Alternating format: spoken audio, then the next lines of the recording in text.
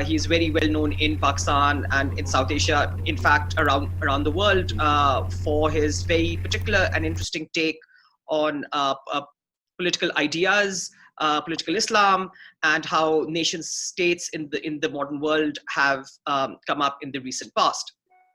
Professor Devji is the author of several articles and 4 very critical and important books. He first wrote Landscapes of Jihad, Militancy, Morality, and Modernity in 2005. Then he continued with the theme to write a book on the Terrorist in Search of Humanity, Militant Islam and Global Politics in 2009. This was followed by a very fresh and new take on Gandhi with the book called The Impossible Indian, Gandhi and the Temptation of Violence. And his last major book was a reassessment of the idea of Pakistan as a political idea called Muslim Zion, Pakistan as a Political Idea. So, Professor Devji, we are very thankful that you took time to participate in this conversation. I'm quite sure you are very busy being speaking all around the world, and I'm sure that this pandemic has actually increased your workload rather than decreasing it. So, thank you so much for taking time to coming to speak to us today. Always a pleasure to speak to you, Yaqoob. Thank you, Professor Devji. So the conversation that you want to have today is a bit in terms of history, a bit in terms of political ideas, and a bit in terms of our modern lived reality. As of course, both Pakistan and India are coming up to the Independence Day on the 15th of August, we thought it might be useful to actually combine the last 2 books that you wrote, one on Pakistan, but of course that covers a large part of Jinnah's thinking, and Gandhi and the book on Gandhi, and actually see query their ideas that you've worked on, but also then bring it to the present world. And Jinnah are repeatedly mentioned, even in present day India and Pakistan, and debated, 70 years after that they've died.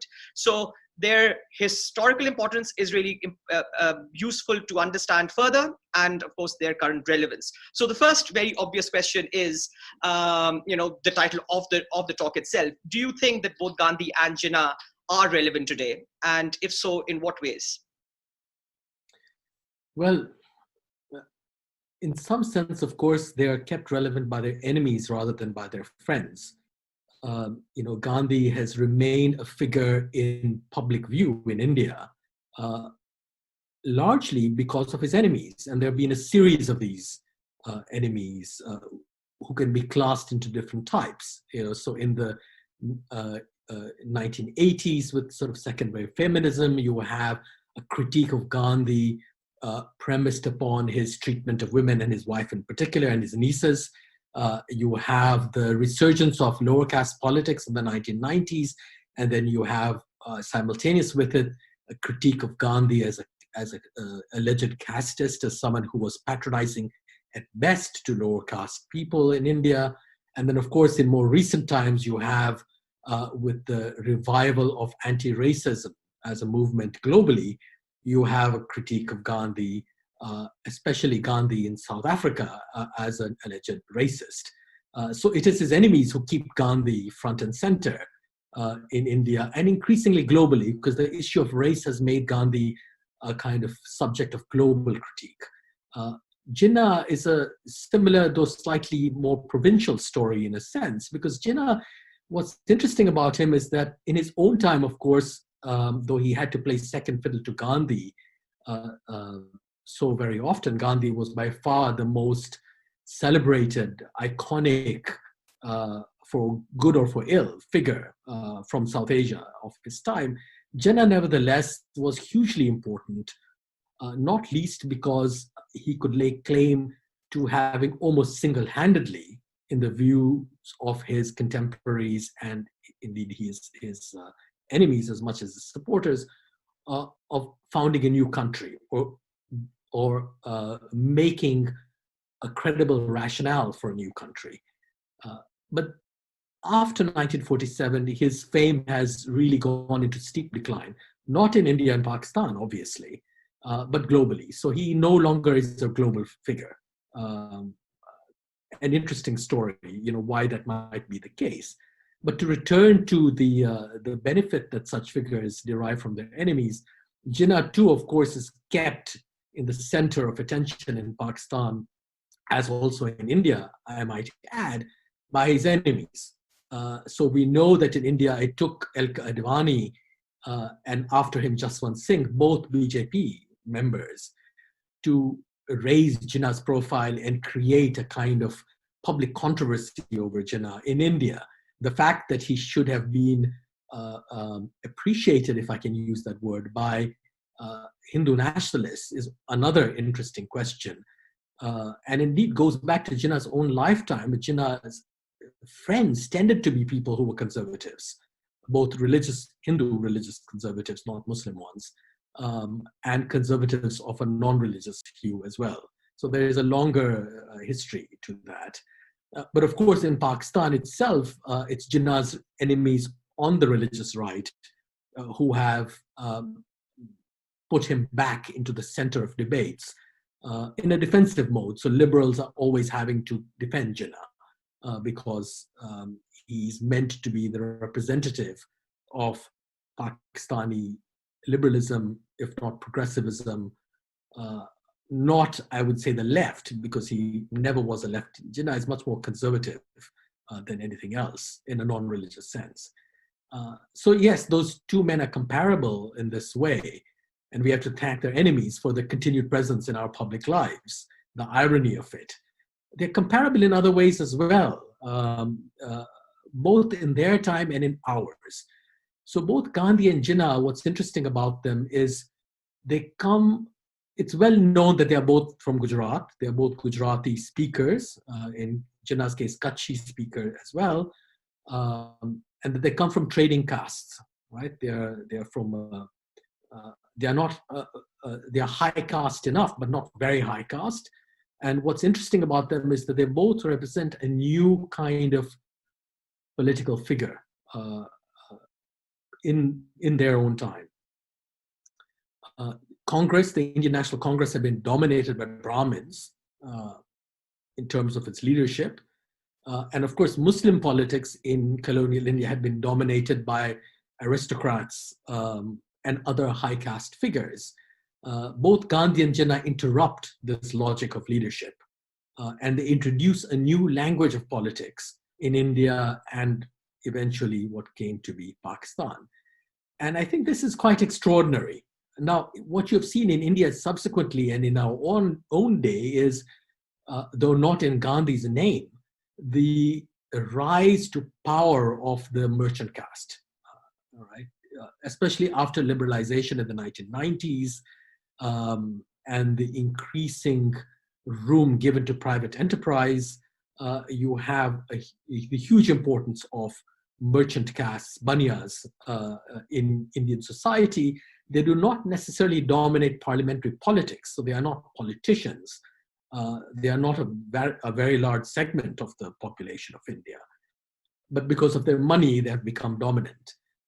Jinnah represented in some ways merchant castes and moneyed figures of this kind, whose wealth came from finance and from commerce and from industry and not from land. But that seems to have been a truncated history in Pakistan, because that class of people never really achieved the kind of power that their compatriots, their former compatriots, have in India.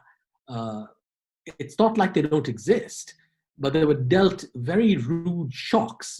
Initially, of course, and despite Jinnah, who encouraged them a great deal and asked a number of them to move to Pakistan, by Bhutto's nationalization policies. And what Bhutto was doing was what many people were doing, including Indira Gandhi in India in her earlier incarnation, before she returns in her final term as prime minister, when she's much friendlier towards the merchant caste. And then, of course, by the dominance of landed elites in Pakistan's history. But today, of course, you see in a place like the Punjab, the rise of these new merchant groups as well. So it's a very interesting story there. There's constantly a back and forth parallelism between India and Pakistan in this respect. So I would say that quite apart from being, as it were, put front and center by their enemies, Jinnah and Gandhi also represent the continuing politics of merchant castes and the kind of ideas and principles that are associated with them. And these are ideas and principles that do not have to do with fixations on land, for instance, or on history, which are the kinds of things that are more appropriate, of course, for landed elites and aristocrats. So both Gandhi and Jinnah have no patience with history at all. They really don't care for history very much. They don't like it. Gandhi thinks that history is a European idea and that historical consciousness only exists so as to allow people to collectively place themselves above other groups in a violent and hierarchical way. And he'd rather not have it at all.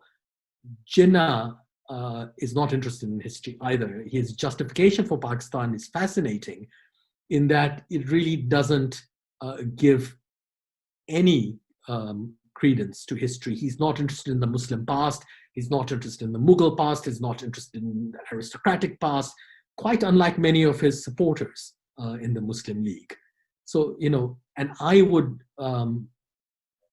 say somewhat tentatively that these two similar and yet counterposed visions of history or these criticisms of historical consciousness and imagination and their withdrawal from political language have a lot to do with the backgrounds these two men come from. They are both outsiders when they enter politics in colonial India, and they represent outsiders in some ways until the very end.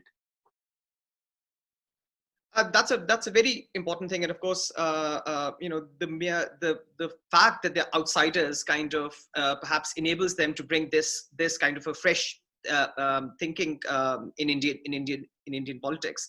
I just wanted to pick up a bit about Jinnah. So when you write about Jinnah in Muslim Zion, you actually very importantly make the distinction that this is not Sir Syed Ahmed Khan's political idea, because that was more tied to the landed aristocracy and the old world Islam, so to speak.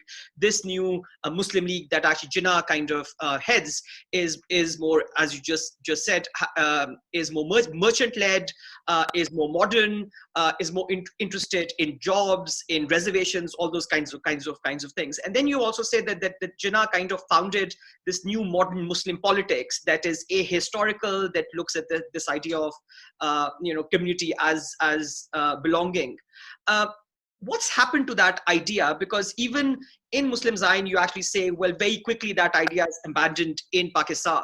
So was that idea that Jinnah kind of championed, always supposed to die because it was contradictory to the idea of the old idea of the nation state that it was rejecting, or something happened that didn't let this idea pick up? Yeah, it's interesting. I mean, some parts of it have survived, So for instance, Jinnah's sort of the ferocity of his focus on parity, this famous word or infamous word, by which he insisted that Hindus and Muslims should be seen and treated equally despite the disparity in their numbers, right? And of course, he's thinking as a lawyer, but also, if you will, as a businessman. He's also quite a wealthy lawyer. He's a businessman in his own right.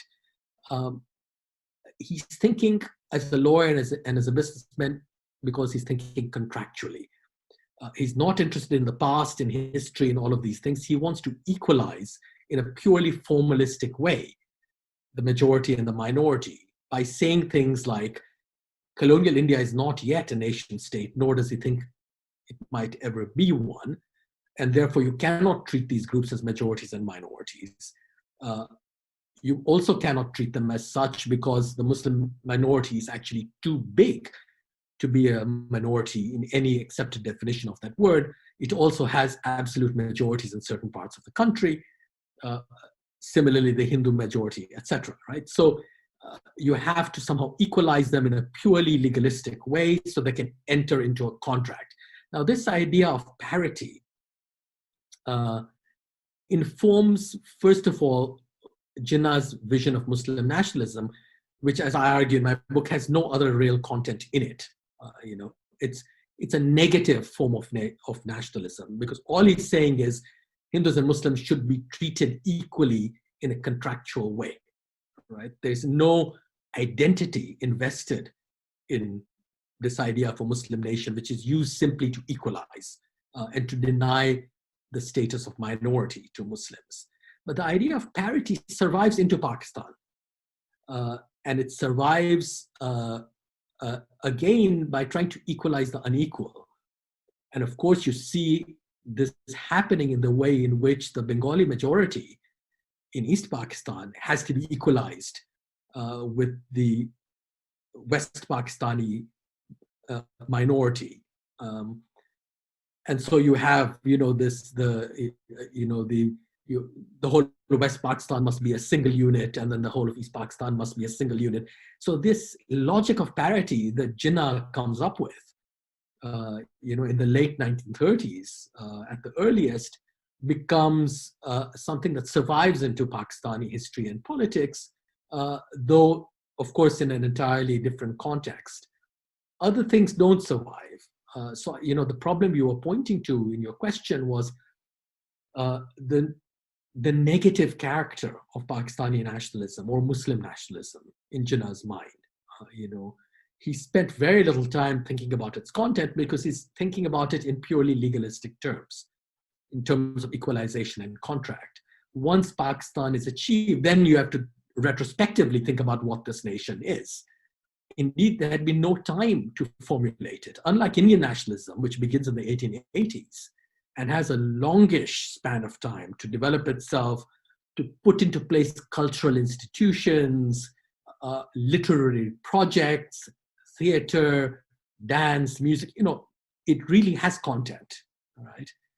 Muslim nationalism only comes into its own as in the sense that it only starts claiming a nation state of its own, of course, after the famous Lahore Resolution of 1940. So it has less than 10 years.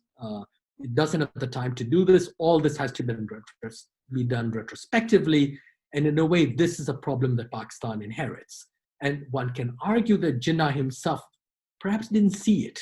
He didn't see it because he was a lawyer and he was, if you will, a business-minded man who thought only in terms of principles and contracts, and not to make him Trump-like, but in terms of a deal. How do you make a deal that's fair to everyone? And he thought that once a deal had been made, somehow we could all go back to being the way we were. So, when partition happens, he says over and over again, well, we must now forget the past and live together, live as friends. And it's, I think, precisely because he placed no credence in history that he thought some, people could actually do this, despite the violence that was beginning to spike then immediately in 1947. So he's a very curious man in this way, driven, I would argue, by principles, in his own way, entirely idealistic. And Gandhi called him an idealist. Jinnah, of course, thought that he himself was a realist. But Gandhi realized that he was idealistic because he thought in this lawyerly fashion and in this business-like fashion where you can just put aside all of these other things, people's past, people's experiences, and just think about a contractual relationship. And once that comes to pass, then things will be all right. Somehow the law will make things good. But anyone who knows South Asia knows that the law never makes anything good. As Gandhi might have realized, a social transformation is what is required for things to come good. And so Jinnah is a strangely abstract figure in this sense. Mm-hmm. Perhaps Jinnah was perhaps very, very British in his thinking that law will actually like fix everything. So again, very, very modern. And since, of course, as you very rightly point out, that he has no time for history, unconnected with how Indian history has developed. But it just reminded me when you were talking about when Jinnah thought that everything will be all right, it kind of reminded me of that very interesting incident where Fatma Jinnah asks Shaista Sohrawardi about a cook for their Bombay house, saying that, oh, well, eventually we are going to go back to Bombay. And this is after partition, this is after the bloodshed. So, even perhaps Fatma Jinnah had that kind of an idea that, oh yeah, eventually we will kind of go back there because things will return back to normal, not really understanding the seismic shift that had happened. But let me ask you further about, because of course, at the moment we are talking about Jinnah within the context of India, but this idea of the Muslim nation, this idea of nationalism, or just the idea of thinking about Muslims as a community, transcended India. It was a global idea, and you very clearly show how through the thought of the Aga Khan and all these others, this was a transnational, it was a global Muslim idea. But it didn't really pick up, did it, in the rest of the Muslim world. Could you kind of, say a few words about why is this? Because this is very fresh, modern thinking. And at a time when perhaps modernist Islam, so to speak, was at an ascendancy, it had, there was one version of it in Turkey, other versions came up in Egypt and Syria and all these other kinds of places. So this was, Pakistan, when it was formed, was the biggest Muslim country in the world and actually wanted to be Muslim, whatever that meant. But none of the other Muslim countries seem to have cared. So why is this universalist idea ended up just being more of a Pakistani idea by the end of it? Yeah, it's fascinating. In a way, its political emergence, I think, might be traced to the First World War, the period just before the First World War, with the Balkan and Tripolitan wars against the which were engaged in by the Ottoman Empire and her rivals.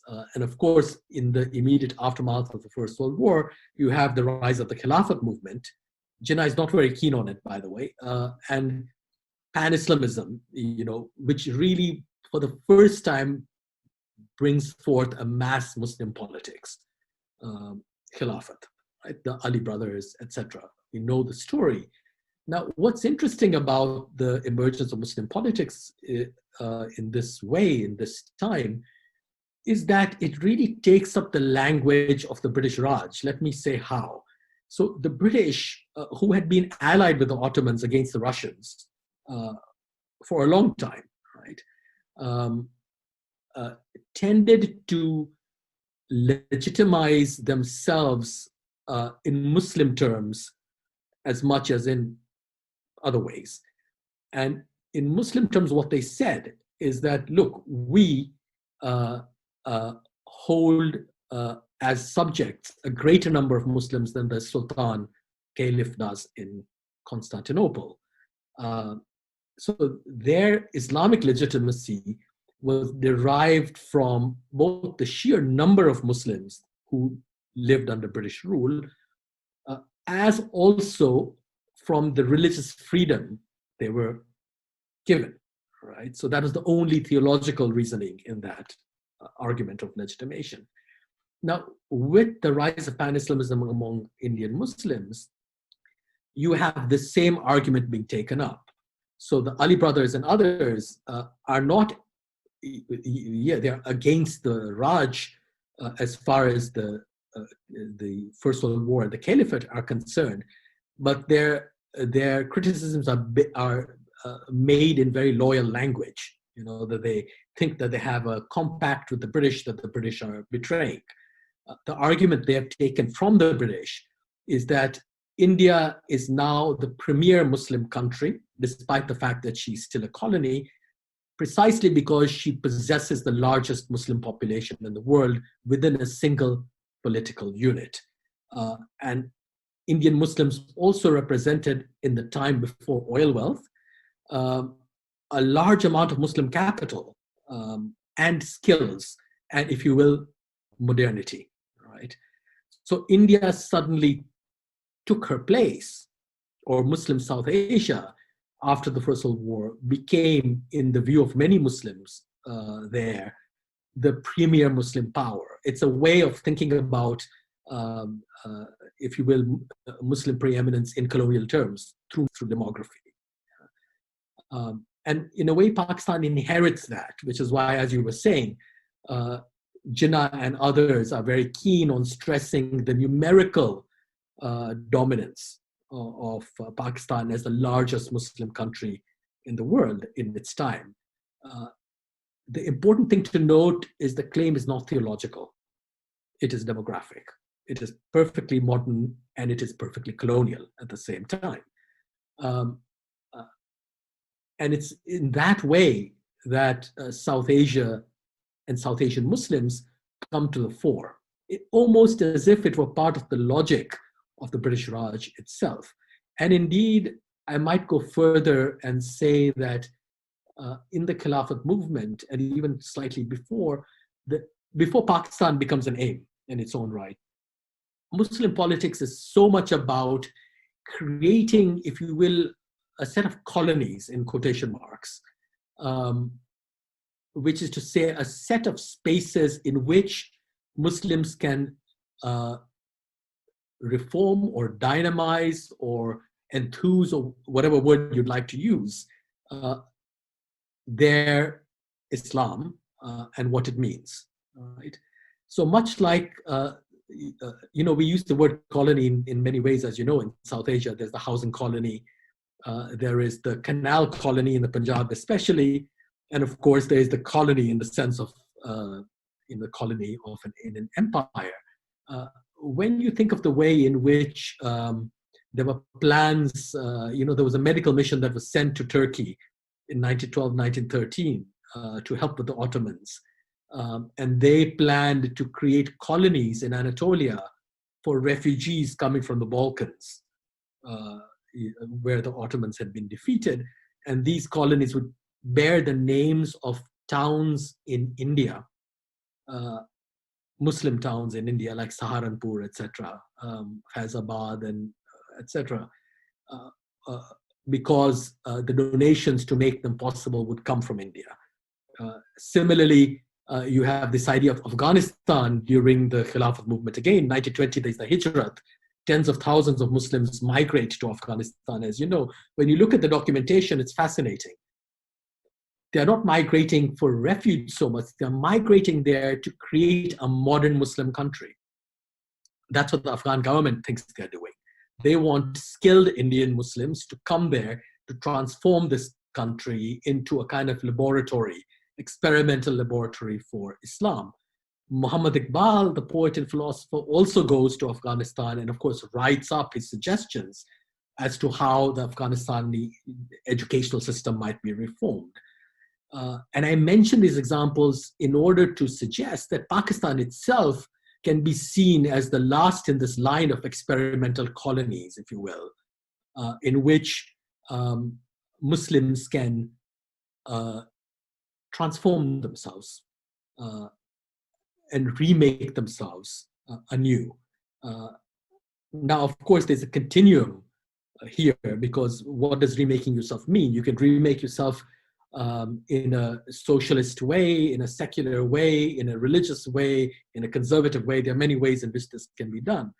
But what unites them all is this desire and this urge for self-transformation, for which you need a kind of laboratory, if you will. And I use that word advisedly because, as you know, Pakistan was also eventually described as a laboratory for Islam. This has a longer history, and it's not necessarily the history of the making of one nation state. Because when they were talking about colonies in Anatolia, or they were talking about federated structure within British India, or even princely states, these are other forms of thinking. Hyderabad as a kind of modern Muslim princely state, for instance, right? Hyderabad, India, of course, Hyderabad, Deccan. So there's a series of things happening here, and you can fit the early imagination of Pakistan into them. Right. Yeah, of course. And that indeed raises the whole question about, this whole modern project. And now where this is going with people like Erdogan taking another project for the Muslim world that's actually looking back. But I'll come back to Erdogan and his sort of revival of Ottoman ideals, not just for Turkey, but for the rest of the Muslim world in a minute.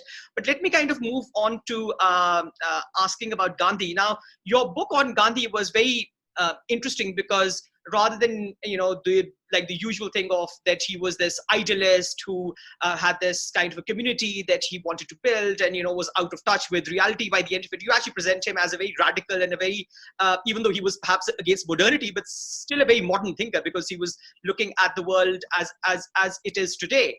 And I still remember when I read the book several years ago, I still kind of thought that, was the success of Gandhi really in its failure, that kind of a world, that kind of a moral order was never created? How aware do you think was Gandhi that moral order, which is his ideal, is perhaps never going to happen? And is that failure that kind of defined politics at that time, and then of course perhaps the later politics in India? Or Gandhi perhaps did want to did actually believe that might be created at some point? Yeah, it's interesting. I think he did believe it was possible. But by the end of his life, he was willing to, indeed forced to compromise with his own party, of which he had ceased to be a member in the 1930s. He had ceased to be a member of the Congress Party. And he realized, Gandhi was an anarchistic figure. In many ways. He called himself a philosophical anarchist. He was very much against big statist projects. He didn't really like the idea of a nation state, which is to say, he recognized the necessity of having a nation, however defined, but he didn't think that it should be entirely dominated by and commandeered by the bureaucracy of a state. He was much more a thinker of social relations.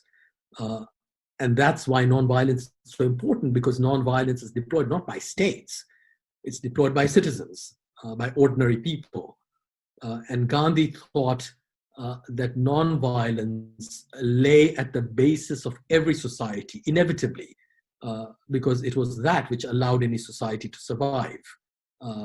People don't get along because they are afraid of the law. They don't get along because they're coerced or fooled by anyone. They get along because nonviolence is what allows them to live together. And Gandhi's project then is to make this self-conscious and expand the force of nonviolence. But he understands it as a negative term. That's why it's called nonviolence and ahimsa in Sanskrit. It's violence that is the positive category there. So he's very interesting. The positive category of violence is linked with the positive category of the state and of politics conducted by institutions and interest groups and all the rest. And he's deeply suspicious of this, because he thinks that modern states, whether they describe themselves as liberal and democratic or authoritarian, actually end up doing much the same thing. Of course, you'd prefer a democratic state over an authoritarian one, but he doesn't like the state form itself. And remember, Gandhi comes out of a tradition, the early 20th century, which is dominated by anarchism, where radicalism is anarchist. And that way of thinking has been the great loser of history, because it was stamped out, not by the capitalists, it was stamped out by communism, by the success of Bolshevism in Russia, and anarchism was destroyed by the Bolsheviks. But Gandhi is still very keen on it. So he thinks that one should minimize the state insofar as it is possible and place much more emphasis on people's lived and social relations. And it's people, ordinary people, who should have a say and a hand in what their societies look like. So his appeal is an appeal to people. The people can appeal to states, as Gandhi himself did, by their mobilization in a nonviolent way. But the state itself, he doesn't see as an agent for good in general. It's a necessary evil.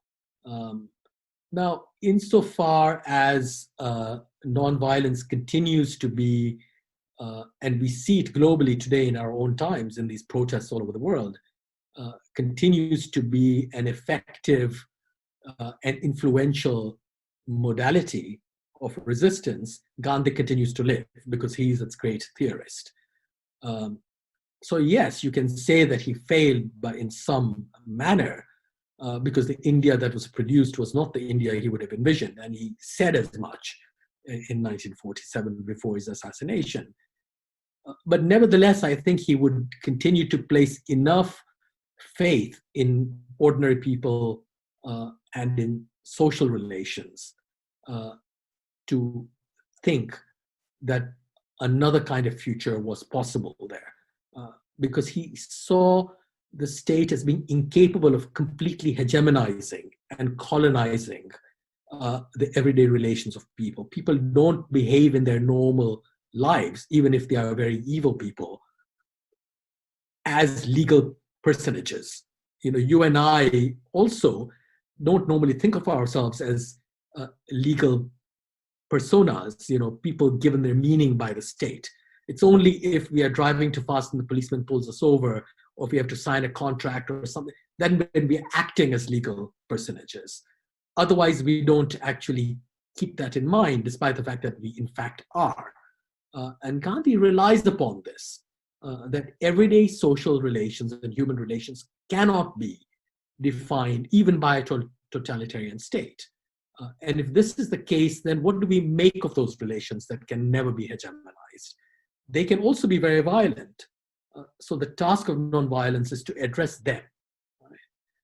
So I think this is, and there's a lot more that can be said about the forms of contractual relations which Gandhi distrusts, unlike Jinnah. Jinnah is all for contract. And Gandhi dislikes it because he thinks that what a contract does is set up a colonial type situation in which the state, like the colonial state, is a neutral third party, and it is the state that gives meaning to the contractual parties whose disputes it mediates. All right. And what this means in Gandhi's view is that the parties to a contract, or the enemies who are coerced into a contractual relationship, can never have a direct relationship with one another. They can only be mediated through the colonial state or any other national state that comes into being thereafter. And what he's interested in is making immediate relations possible. So this is what he says about Hindu-Muslim relations as well, that it's the British who are not willfully, but structurally engaged in a process, despite themselves, of divide and rule by the very legal structure that they have set up in India. And what this structure does is push Hindus and Muslims apart, because they can speak to each other only through the British state or any other kind of state. And what is required is a direct set of relations with one another that will allow for problems to be resolved. Jinnah, of course, thinks exactly the opposite.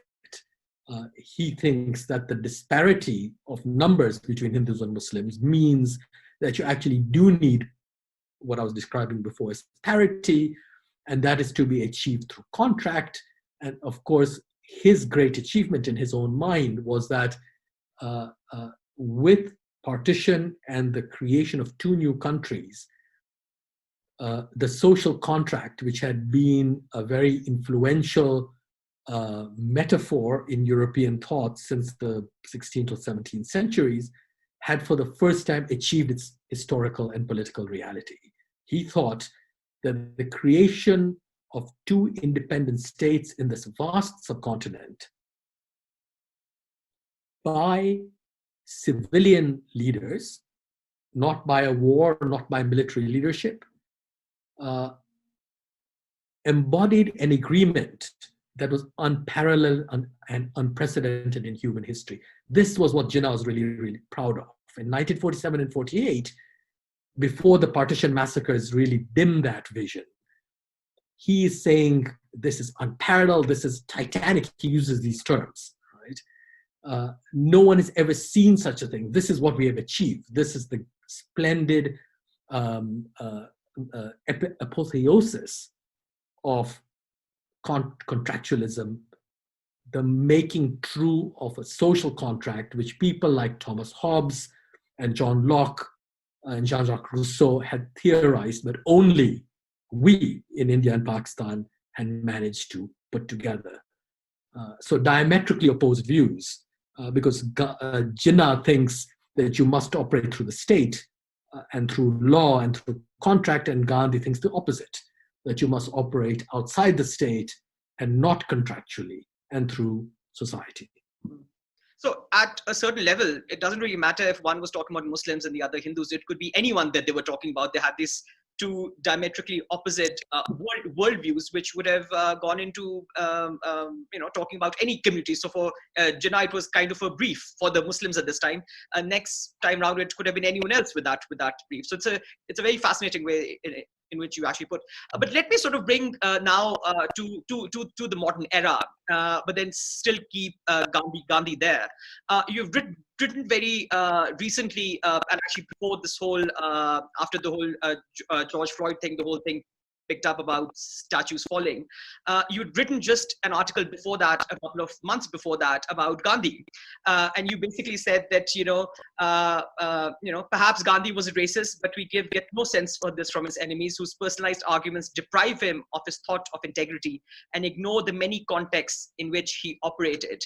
And you have also said that the taking down of a statue of Gandhi in Ghana and calls of this statue to be taken down in Leicester and elsewhere are actually not right, and are kind of will actually complicate our study of anti-colonialism because of his pivotal role there.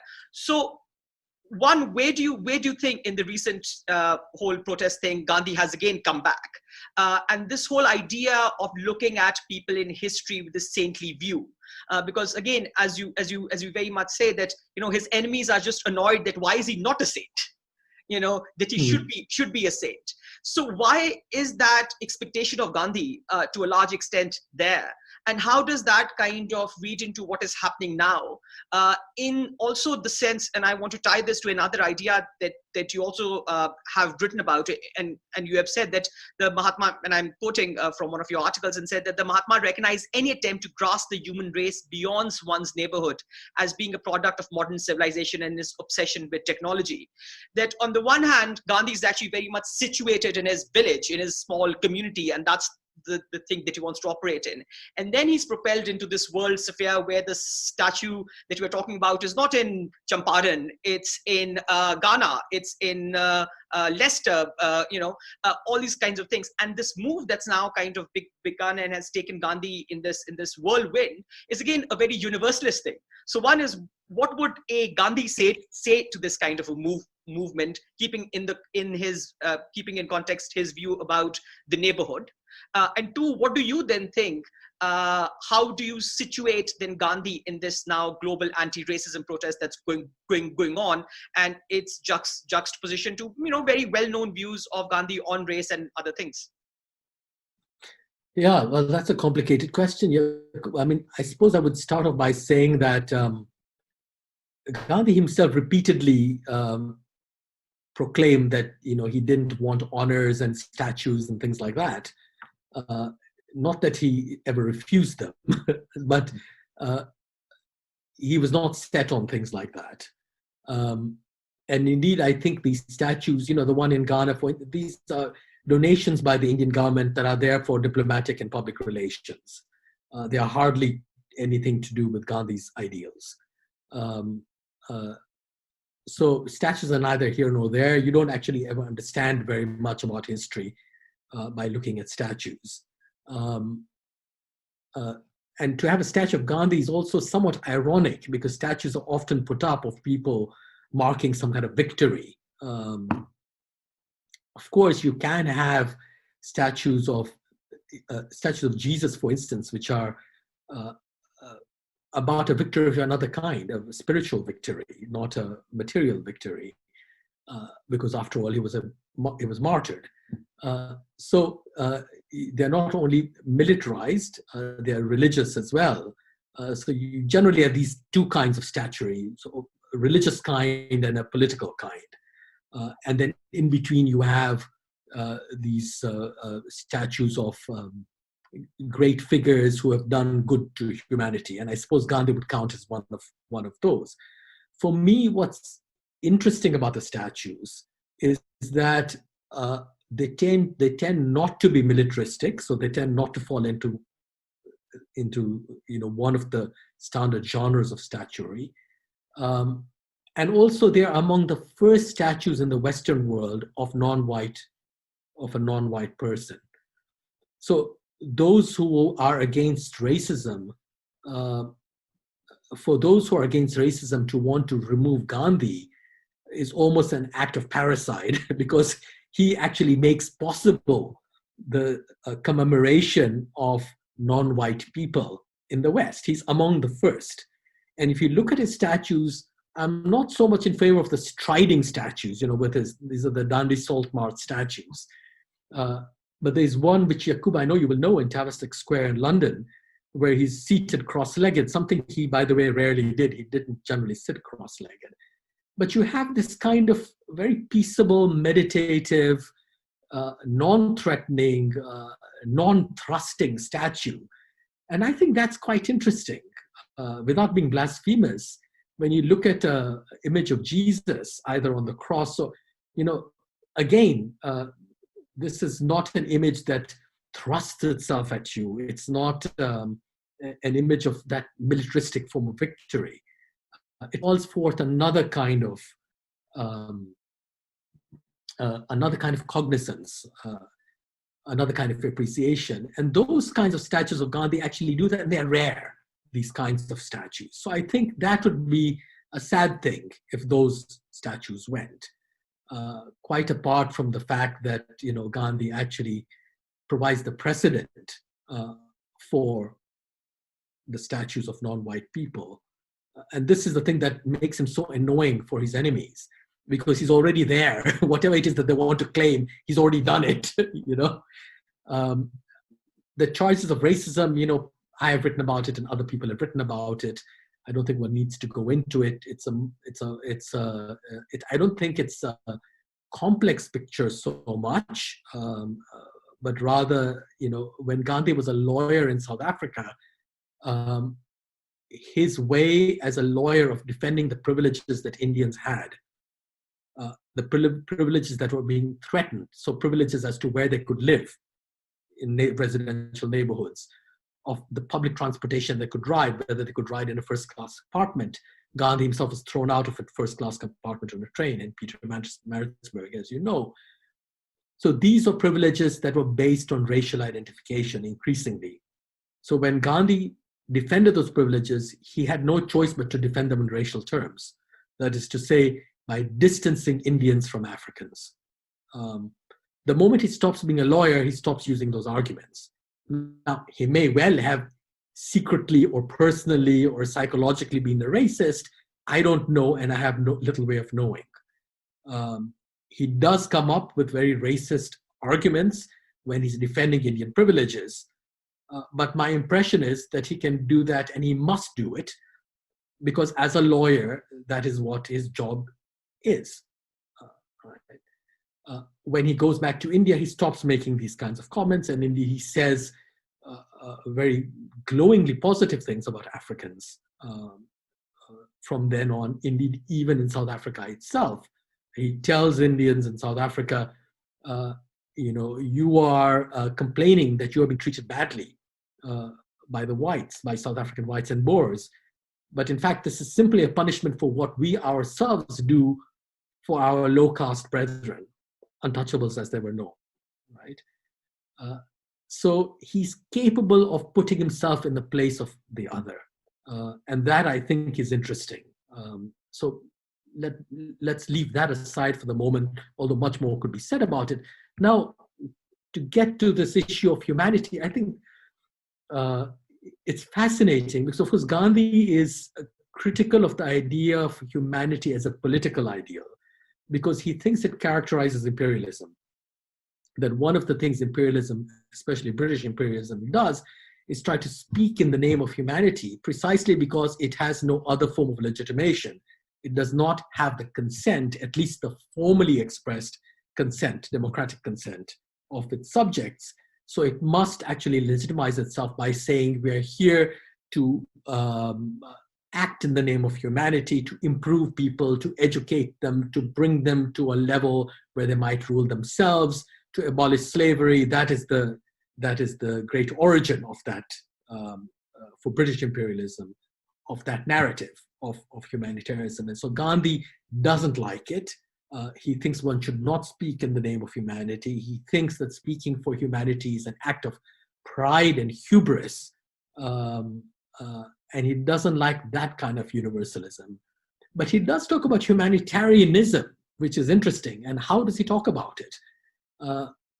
He talks about it when describing animals.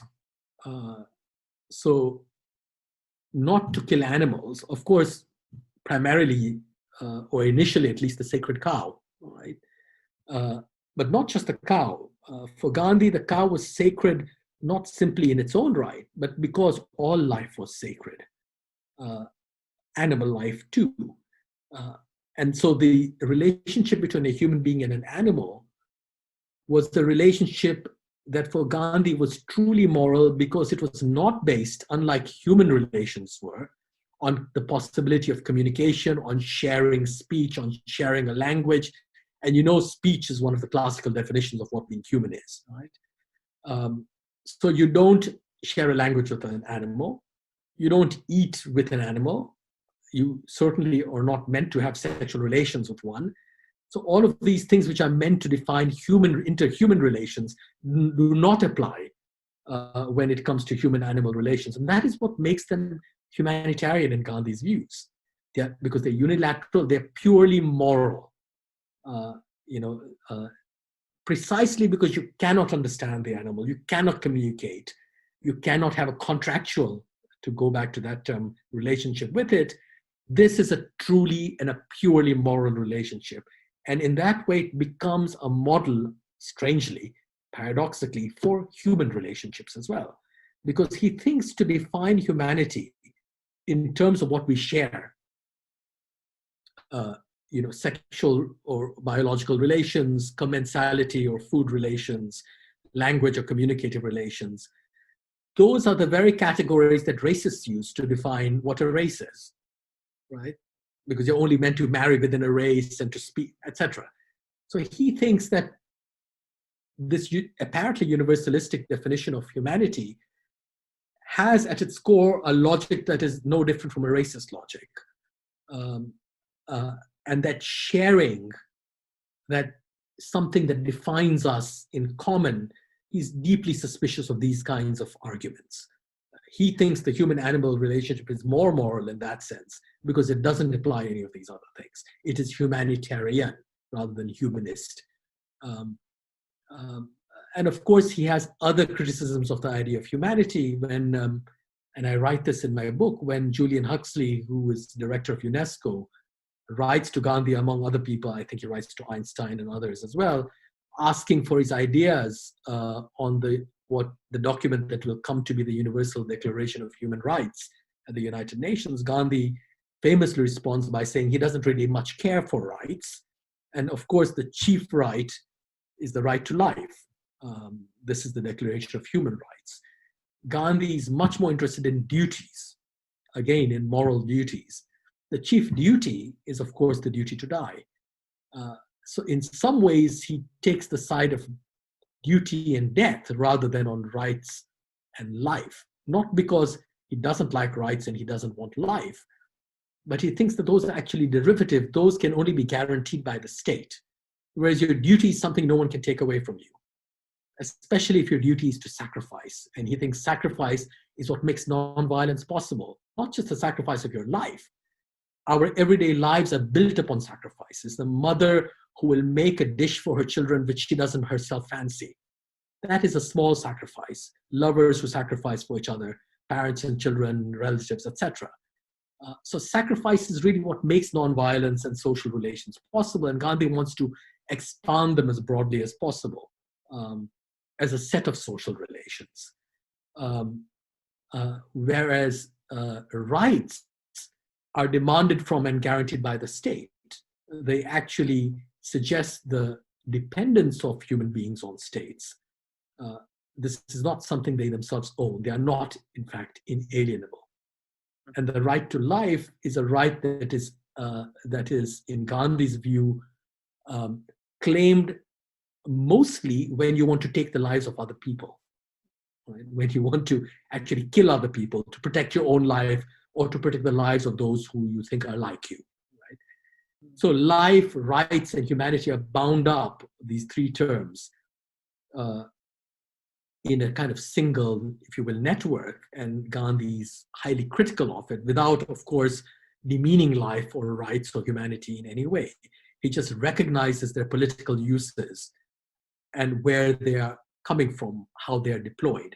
And against those things, he foregrounds sacrifice and duty, and therefore social relations, which he thinks are truly moral relations as well. So race, of course, fits into this, as I've tried to suggest as well. No, of course. And of course, Gandhi's vision of kind of a very moral society, that underpins his vision, which is, of course, in direct contradiction to, again, going back to what, Jinnah was thinking about, or what, the modern nation state kind of stands for. Now, we have a number of questions coming in, but before I go to the questions, and we'll just take a couple, I do want to ask you, since you're also an expert on political Islam and not just limited to South Asia, you have written about political Islam more broadly, about, is this the end of the modern Islamic thought project with what Erdogan is doing? And now we have a real strong revival of, perhaps at least in Turkey, but also in other parts of the Muslim world, at least through, let's say, Turkish dramas in Pakistan. Ertugrul, the founder of the Ottoman Empire, his very embellished series was hugely popular in Pakistan. So are we actually, is this a new way of Islam, a new wave of Islamic political thought that's coming up that is very historical in a particular way, and that's kind of reviving those ideas that, people like Jinnah, and even to an extent Iqbal, actually thought that they're left by the wayside and they've moved on. What do you think is happening in the world of political Islam at the moment? Well, I mean,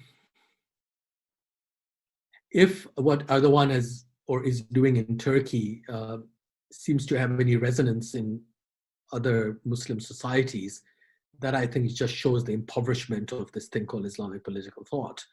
Because clearly, whether it is the transformation of a museum into a mosque, or whether it is things that he himself is not doing, like these, that he encourages, like this Ottomanist foreign policy and the glorification of the Ottoman Empire, these things are obviously for Turkish national consumption, and they're about maintaining and expanding his own power base in his country. They have nothing to do with the rest of the Muslim world. And if these things speak to others, then I think it doesn't really speak well of them. It's like grasping at straws. Now, the irony, of course, is that Ottoman Empire doesn't really look like what that series makes it look like, nor is it what Erdogan thinks it is. And every Ottoman historian will tell you that. This is not simply a claim I am making. That doesn't prevent people from identifying with them or making something of the Ottoman Empire. After all, it was a very important political and cultural formation. And in modern Turkish society, you do have, whether it's in art, in literature, and in music, you do have the prevalence of Ottoman themes. And those are very interesting and very beautiful very often. But that's not what Erdogan is doing. At least I don't think so. The Ottoman Empire, after all, though it was, as empires tend to be, hierarchical in the way it organized different populations, different ethnic and different religious groups, nevertheless was, like all empires, a pluralistic political space. It didn't insist that only one kind of religious structure should exist and no others.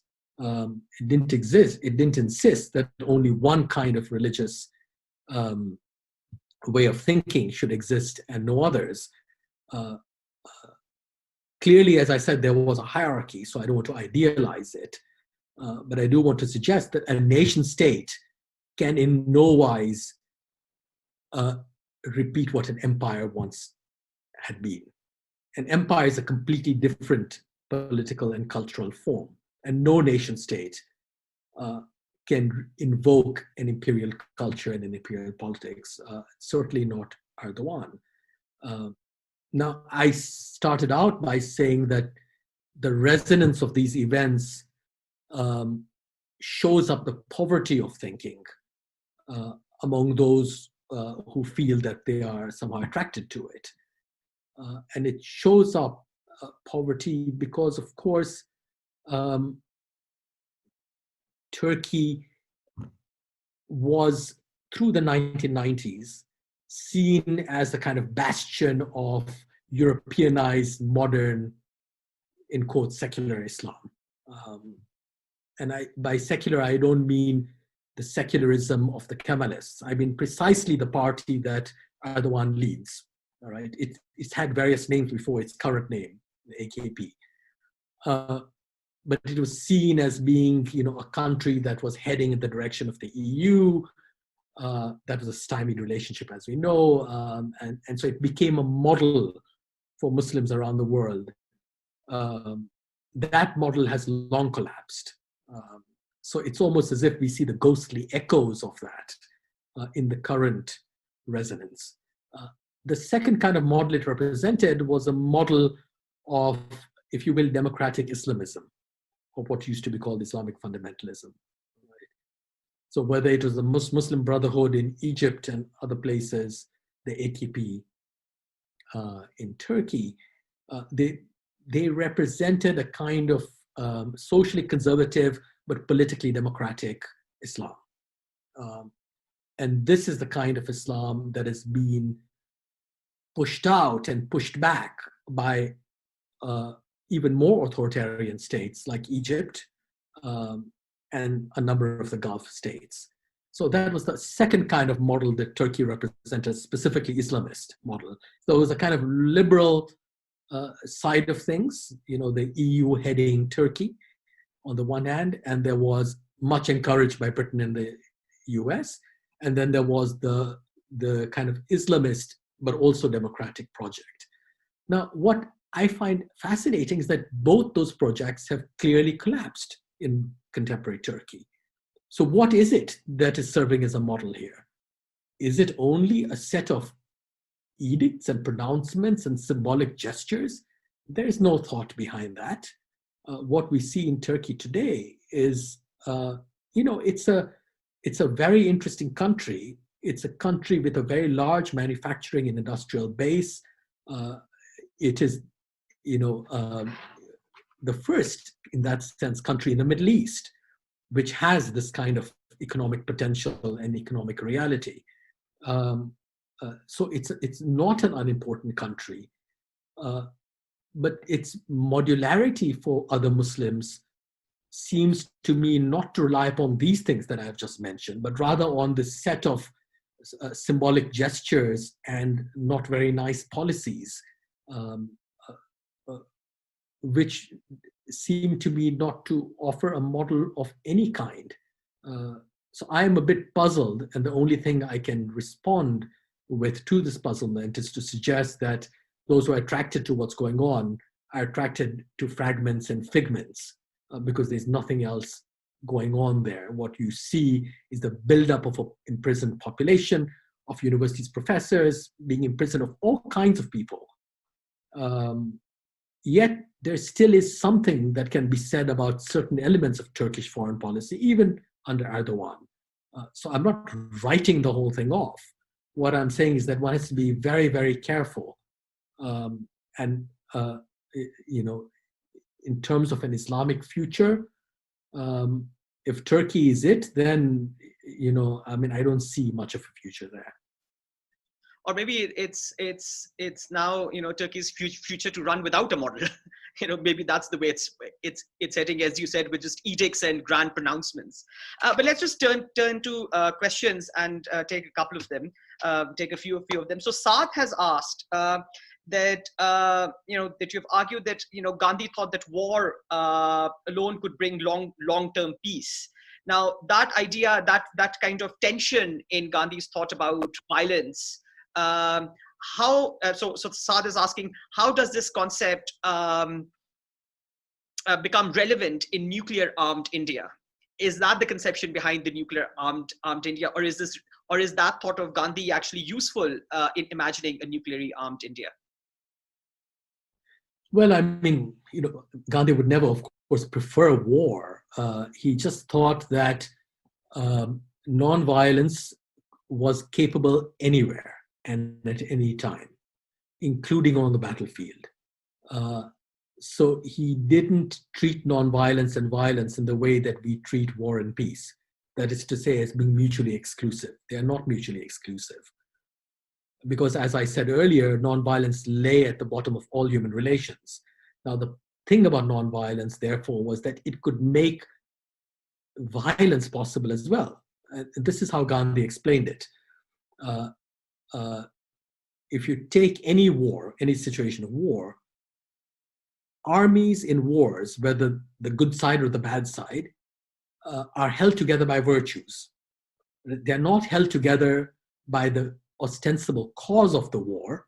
They're held together by the fact that soldiers are willing to sacrifice for one another, to save one another, by their courage and their bravery, etc. Right? These are virtues that exist only in between soldiers. Right? They are indubitable virtues because sacrifice is a virtue in Gandhi's view, but they have been put to perverted ends. Nevertheless, no matter how perverted the end of a war, it therefore depends upon these virtues. So the task of nonviolence is to remove these virtues from their perverted ends. And if you remove the virtues from a war, its evil will collapse. Right? So therefore, Gandhi's first great experiment in nonviolence is called non-cooperation. If you remove cooperation from colonial rule, it will collapse. It is the virtuous who make evil possible. Right? So violence and nonviolence are intertwined, inextricable. And you have to really try to untangle them in various ways. And that's one reason why he doesn't want to just dismiss war. War is not simply the alternative of peace. Nonviolence is not simply the alternative of violence. The two are bound together and you have to disentangle them. And this means that nonviolence is possible even within a war. Now, the war that I had referred to in my book was, of course, the 1948 war with Pakistan, the first war. And Gandhi, of course, was against it, and he counseled direct dealings again. He said no mediation, so he was against Nehru taking the case to the United Nations, precisely because he was against mediation, against the neutral third party that would make for a contractual relationship between the two countries. Right? He thought that the UN would simply serve like the British state had once served.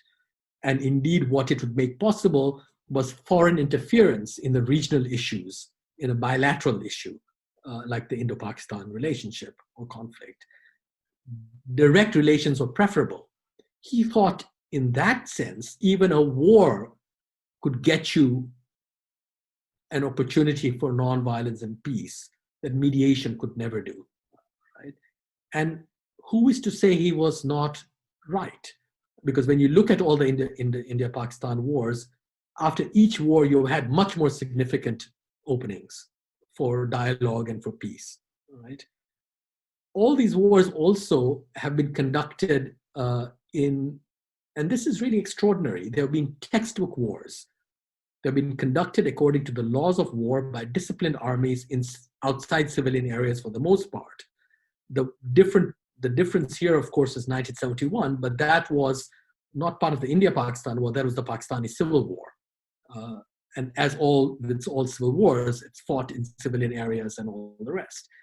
But the India-Pakistan wars have been models of restraint, from what I can tell, speaking to military people on both sides. So who is to say Gandhi was wrong on this? While not wanting war, he thought that when it came down to it, even war could be made the site for non-violence, the site for a new opening. Not that he desired war, but that you could not sacrifice the opportunity given even by war. Mm-hmm. Yeah, very interesting. And, there are several questions that emanate from that, but I shall resist the temptation. Now, Abraham asks that lots of times people have compared the thought of Jinnah with the thought of Savarkar as being very much comparable. Do you think that there are political goals which may align Pakistani and Indian interests today along these lines?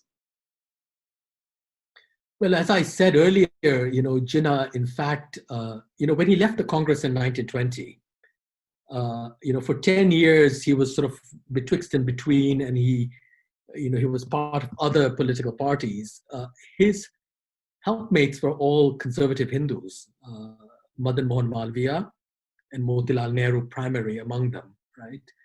So Jinnah's friends and political allies tended to be on the conservative, even Hindu side. Malviya, of course, is the founder of the Banaras Hindu University and a major founding figure of the Hindu Mahasabha. So, and Jinnah was not religiously conservative, as I said, but he was economically and politically conservative in some ways. And so this makes perfect sense.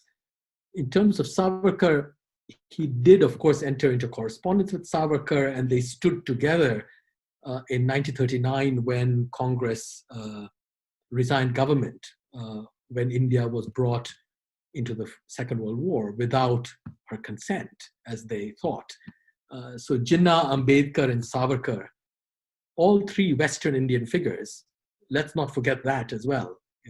People are not only divided in terms of their religious allegiances. They might be divided on religious grounds, but they might come together on regional grounds, for instance, right?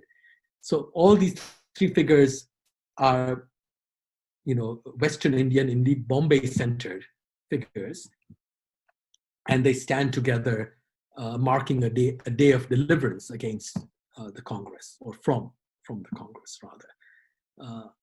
And as I also suggested earlier, in fact, the only openings among Indian politicians to Jinnah have been from the BJP, with L.K. Advani and with Jaswant Singh. And there's a reason for that, because the Muslim League in its time in colonial India was by far the most important opposition force, opposition party to Congress. Right? So it hegemonized the opposition. All other opposition parties, whether or not they were thinking along the same lines as Jinnah, were compelled to follow in the wake of the Muslim League. And often they made alliances with the Muslim League. So this goes with Ambedkar, it goes with Periyar and this non-Brahmin movement in South India, and off and on to some degree with the Hindu Mahasabha. So it makes sense that the Muslim League should attract other opposition parties to it. And that history continues in a certain way. And it's only a recognition of that past that Advani and Jaswant Singh were willing to actually look to Jinnah, because Jinnah, like them, was very much an anti-Congress figure, though of course he came from the Congress himself in his earlier career. So there is that role that the Muslim League played, and it's a role that continues. Afia has a question, and she asks that, and of course you have written on Iqbal's thought. So she asks that, do you think that in Pakistan's collective imagination, it's more Iqbal than Jinnah who holds more sway? And if so, why do you think is that the case? Yes, I suppose so, because look, what do people really know about Jinnah? I mean, there's only that one speech that's quoted to the Constituent Assembly, about people being free to go to their mosques and temples and churches. There's very little else. There is his style, of course. The sort of religious conservatives think that, or they quote those bits of Jinnah which seem to incline towards an Islamic state, and the liberals do the opposite. But it's a very fragmented set of citations, whereas Iqbal, of course, partly because of his poetry and his writing in Urdu and Persian, is a much more familiar figure intellectually. His poetry is well known, it is sung, it is recited. His books, his philosophy might not be so well known, but even there, I think one might be surprised what has actually seeped through the poetry and through, sort of various popularizing accounts. Not all of them might be entirely correct from my point of view or your point of view, but I think, yes, he is certainly, he also is not really an outsider, or not an outsider in the same sense as Jinnah. He's a Punjabi of Kashmiri background. He's an outsider because his family, it also comes from a trading kind of background, petty trading background. And of course, Iqbal's ancestors were Kashmiri Pandits, they were Brahmins. But that's not unusual. Jinnah really is an outsider. Bombayite, yes, born in Karachi, but born in a neighborhood dominated by trading castes, Hindu, Parsi, Jain, and Muslim. Iqbal is much more easily fashioned into an Islamic thinker as well, because he writes so much about it as well. Whereas for Jinnah, the content of Islam is of not much interest. For him, you were saying this yourself, Yaqoob, earlier, his way of thinking could apply to any particular group. It didn't have to be Muslim. That is the way he thought, and he thought this as a lawyer and as a politician. For him, being Muslim was an accident of birth. What Muslims represented was something else. They represented in India the role and the duty of a minority in a future democratic dispensation. What is the role that a minority should play? How should a minority hold a majority to its own truth, hold it true to its principles, and how a Muslim majority therefore should behave towards its minorities. It didn't matter whether it was the majority or the minority were Hindu or Muslim or Christian or anything else for that matter, for Jinnah. Whereas Iqbal is much more interested in the revival of Islam and the transformation of Islam and what Islam has to offer the world. So in that sense, I can understand why he's a much more familiar figure in Pakistan. Now, the last question, and this is, just kind of a two-part question, is about, do you think that Jinnah's thought has anything to say to minorities, and perhaps specifically Muslim minorities in India now, especially at a time of majoritarianism, mega majoritarianism under the BJP? So that's one part of the question. The second part is, does Gandhi have anything to say to Pakistanis today? Or are they only relevant in their, kind of a caricature framework that we have kind of developed in these two countries, where, Modi would still put up a statue of Gandhi and, acknowledge it without really caring about what he said or did? Or do you think both these thinkers, to a certain extent, have to say to these two different countries that have developed in the last 70 years? Well, as I've suggested, paradoxically, ironically, Jinnah speaks more to the BJP than he does, to Indian Muslims. And as I said, he speaks to the BJP partly because there's a longer history of Jinnah's own connections with Hindu conservatives, but also as the leader of the largest single opposition force to the Indian National Congress and its form of nationalism. To Indian Muslims, of course, he can be and often is a hate figure, because of course many of them blame Pakistan for their current travails,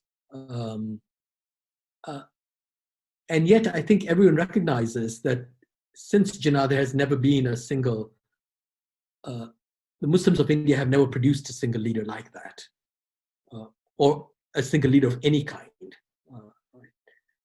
So there's been no one after Jinnah, and he remains popular among a certain number of people, as in Pakistan among sort of Muslims, a number of Muslim secular figures. A.G. Noorani, for instance, is very keen on Jinnah, not Jinnah, the founder of Pakistan, Jinnah, the doughty defender of minority rights and democracy in India. Right? So it's another Jinnah who's popular among some Muslims in India. For Gandhi, Gandhi did speak to, remember, after all, he was assassinated on the eve of his Padyatra, of his pilgrimage to Pakistan, right? And remember also that in his last fast in Delhi, when he fasted against the violence of partition, the violence stopped both in India and in Pakistan. It's only then that Gandhi broke his fast.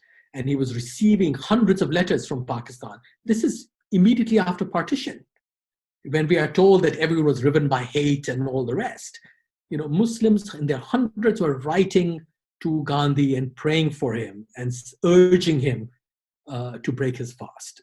So he had that kind of effect, even at the moment of greatest crisis and peril, the partition of India, in Pakistan, among Pakistani Muslims. He always had a kind of seductive force for Muslim leaguers in colonial India, and Jinnah had to defend his own people from going over to Gandhi on more than one occasion.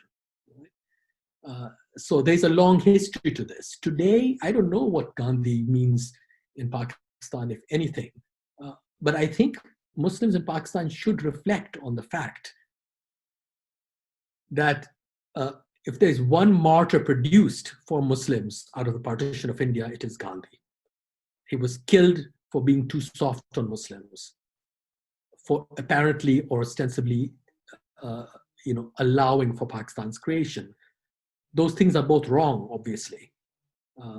But in some ways, he really was the highest level martyr for Muslims, if not Pakistan. And that is the way his Hindu nationalist enemy see him. And I think in some way, Muslims have, in a barely conscious way, understood this. Because all the enemies of Gandhi I described earlier, whether they are feminists or people interested in low caste politics or people interested in anti-racism, Muslims are not among this list of people. Whereas in Gandhi's own lifetime, they were among his biggest enemies. Today, there is no Muslim narrative or discourse anywhere in the world, not in India, not in Pakistan. People may like or not like Gandhi, that's immaterial. But there is no Muslim critique of Gandhi any longer. There used to be. That is a really significant thing. And I think it tells you more than any speech can ever tell you. And I think that is an important point. Of course, I don't know if you've heard a few days ago, the Punjab textbook board did ban Gandhi in the Punjab though. So that's another ballgame. But I've been really pushed to ask this one other small thing, and I know we are very much over time, but several people have asked me to ask this question, so I must. So the last time the BJP won in India, there was a hashtag going on Twitter and on Facebook and everywhere saying "Thank you, Jinnah." Because of course Pakistan thought that as that Modi's victory is the vindication of the idea of Pakistan. What do you say to that? Well, surely it's the reverse that's true, because had there not been a partition, you wouldn't have had this kind of thing. I doubt it, because there would have been a different demography. There would have been possibility of a different kind of politics and different kinds of political parties. This sort of thing.